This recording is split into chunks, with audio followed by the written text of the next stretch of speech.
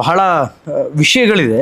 ಅದರಲ್ಲಿ ಮೊದಲನೇದು ನಾನು ಬಹಳ ಕೇಳಬೇಕು ಅಂತ ಆತುಕನಾಗಿದ್ದೇನೆ.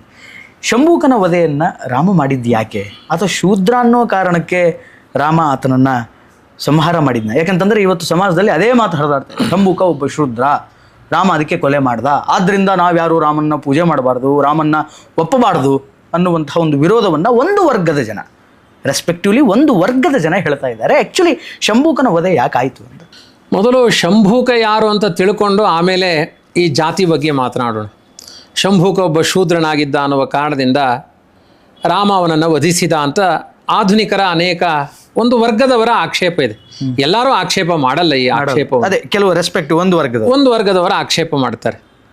ವಾಸ್ತವಿಕವಾಗಿ ಜಾತಿ ಅನ್ನುವ ವಿಭಾಗಗಳಿಂದ ರಾಮನ ಆಳ್ವಿಕೆ ನಡೆದೇ ಇಲ್ಲ. ಯಾಕೆಂದರೆ ಮೊದಲನೇದ್ದು ರಾಮ ನಾಯಿಗೊಂದು ನ್ಯಾಯ ಕೊಟ್ಟ ಅಂತ. ಮಾನವರನ್ನು ಬಿಟ್ಟು ರಾಮನ ಅಭಿಪ್ರಾಯಗಳು ಮಾಂಸ ತಿನ್ನುವ ಹದ್ದು. ಆ ರಾಮನ ಬಗ್ಗೆ ಎಷ್ಟು ಭಾವವನ್ನು ತಾಳಿತ್ತು ಜಟಾಯು.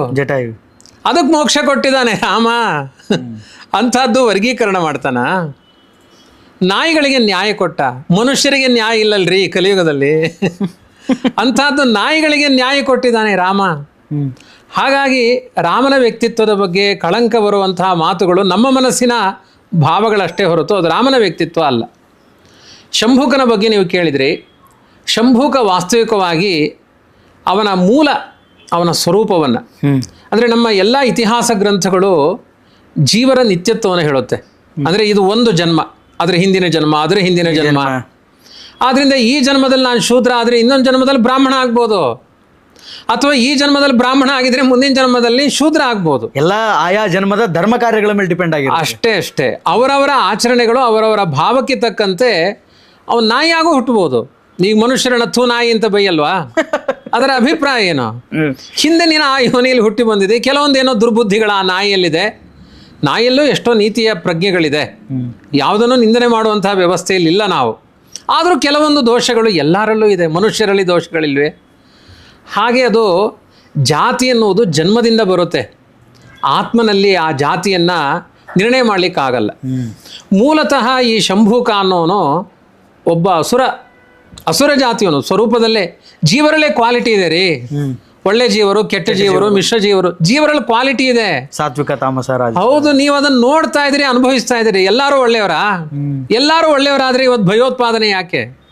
ಮತ್ತೊಬ್ಬರ ಮೇಲೆ ಅತಿಕ್ರಮಣ ಯಾಕೆ? ಪೊಲೀಸ್ ಸ್ಟೇಷನ್ ಯಾಕೆ? ಎಕ್ಸಾಕ್ಟ್ಲಿ. ಆದ್ರಿಂದ ಜೀವರಲ್ಲೇ ಕ್ವಾಲಿಟಿ ಇದೆ, ಆ ವ್ಯಕ್ತಿಗಳಲ್ಲೇ ಸ್ವಭಾವದಲ್ಲೇ ವ್ಯತ್ಯಾಸಗಳಿದೆ.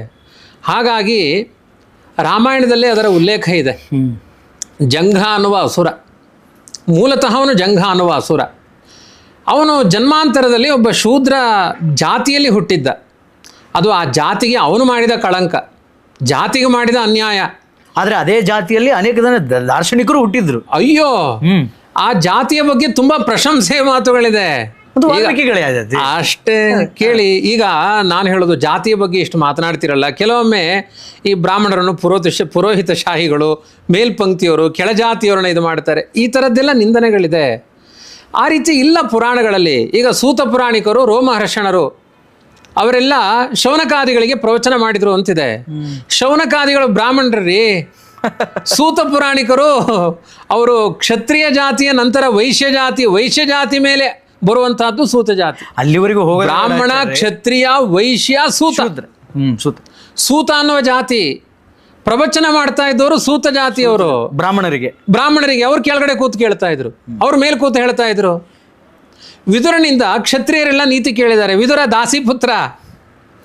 ಜಾತಿ ಅಂತ ತರಬೇಡಿ, ಸಿಕ್ಕಾಕೊಂಡ್ಬಿಡ್ತೀರ ನೀವು. ಜಾತಿ ಯಾವುದೋ ಅನ್ಯಾಯ ಮಾಡಲ್ಲ. ಅಂದ್ರೆ ಆಚಾರ್ಯ, ಸೂತ ಜಾತಿಯವರು ಬ್ರಾಹ್ಮಣರಿಗೆ ಪ್ರವಚನ ಮಾಡಿದ್ರು, ಅದು ಒಂದು ಕಡೆ ಪಕ್ಕಕ್ಕೆ ಇಟ್ಬಿಡೋಣ. ಆದ್ರೆ ಇವತ್ತು ಮೇಜರ್ ರಾಮಾಯಣ ಅಂತ ನೋಡ್ತಾ ಹೋದ್ರೆ ಮಹಾರಾಕ್ಷಸ ಆದಂತಹ ರಾವಣನೇ ಬ್ರಾಹ್ಮಣ ಆಗಿದ್ದ, ಅಲ್ಲಿಯೂ ಬ್ರಾಹ್ಮಣನ ವಧೆನೇ ಆಯ್ತಲ್ಲ. ಸೊ ಹೀಗಾಗಿ ಜಾತಿಯ ಲೆಕ್ಕಾಚಾರ ಅನ್ನೋದು ಸಾಮಾನ್ಯವಾಗಿ ಇರಲಿಲ್ಲ ಅಂತ ಇಲ್ಲೇ ಗೊತ್ತಾಗ್ಬಿಡುತ್ತೆ ಬೇಸಿಕಲಿ. ಸೊ ಅದು ಹೆಂಗಾಯ್ತು ಅಂತ, ಶಂಭೂಕನ ವಧೆ ಹೆಂಗಾಯ್ತು ಅಂತ? ಏನಿಲ್ಲ, ಅವನ ಮನುಷ್ಯರ ದುರ್ಬುದ್ಧಿಗಳು ದೇಶಕ್ಕೆ ಕ್ಷಾಮ ಉಂಟು ಮಾಡುತ್ತೆ, ಹಾನಿಗಳನ್ನು ಮಾಡುತ್ತೆ. ಆದ್ದರಿಂದ ಈ ದೇಶಕ್ಕೆ ಬೆಲೆಯನ್ನು ತುಂಬಬೇಕು ಅಂದರೆ ನನ್ನ ವ್ಯಕ್ತಿತ್ವ ಸರಿ ಇರಬೇಕು. ನಾನು ಒಬ್ಬ ಹಾಳಾಗೋದಲ್ಲ, ನನ್ನ ಜೊತೆಗೆ ಸಮಾಜ ಹಾಳಾಗುತ್ತೆ ರೀ. ಆದ್ದರಿಂದ ನನ್ನ ಕಲ್ಚರ್ ನನಗೆ ಸಂಬಂಧಪಟ್ಟಿದ್ದು ಅಂತ ಬೇಕಾಬಿಟ್ಟು ಇರೋ ಹಾಗಿಲ್ಲ. ಒಂದು ಸಂವಿಧಾನ ಅಂತಿದೆ, ಟ್ರಾಫಿಕ್ ರೂಲ್ಸ್ ಇರಲ್ವೇ, ಹಾಗೆ ಮನುಷ್ಯರಿಗೆ ರೂಲ್ಸ್ ಇದೆ, ಈ ಥರನೇ ಬದುಕಬೇಕು ನೀವು ಅಂತ. ಲೈಫ್ ರೂಲ್ಸ್, ನಿಮ್ಮ ಲೈಫ್ ರೂಲ್ಸ್ ಇದೆ. ನಿಮ್ಮ ವಿಚಾರಗಳು ತಪ್ಪಾಯಿತು ಅಂದರೆ ಅದರ ಅಪಚಾರ ಸಮಾಜ ಅನುಭವಿಸಬೇಕಾಗುತ್ತೆ. ಒಬ್ಬನಿಗೇನೋ ಅನ್ನಿಸ್ತು, ಭಯೋತ್ಪಾದನೆ ಮಾಡಬೇಕು ಅಂತ ಅನ್ನಿಸ್ತು, ಅದರ ಪರಿಣಾಮ ಎಷ್ಟು ಜನ ಅನುಭವಿಸಬೇಕಾಗುತ್ತೆ. ನಿಮ್ಮ ಆಲೋಚನೆ ಸರಿ ಇರಬೇಕು. ರಾಮಾಯಣದಲ್ಲಿ ಅದನ್ನು ಹೇಳ್ತಾರೆ, ತಪಶ್ಚಚಾರ ದುರ್ಬುದ್ಧಿ ಸಲೋಕ ಕ್ಷಯ ಕಾಮ್ಯಯ. ಅವನು ತಪಸ್ಸು ಮಾಡ್ತಾ ಇದ್ದ, ಶಂಭೂಕ ಅಂತ ಒಬ್ಬ, ಹುಟ್ಟಿದ್ದು ಶೂದ್ರ ಜಾತಿಯಲ್ಲಿರ್ಬೋದು, ಯಾವ ಜಾತಿ ಅನ್ನೋದು ತರೋದು ಬೇಡ ಈಗ. ಅವನು ತಪಸ್ಸು ಮಾಡ್ತಾ ಇದ್ದ. ಅವನು ತಪಸ್ಸು ಮಾಡಬೇಕಾದ್ರೆ ಉದ್ದೇಶ ಏನಾಗಿತ್ತು ಅಂದರೆ 2 ದುರುದ್ದೇಶ ಇತ್ತು ಶಂಭೂಕನಿಗೆ.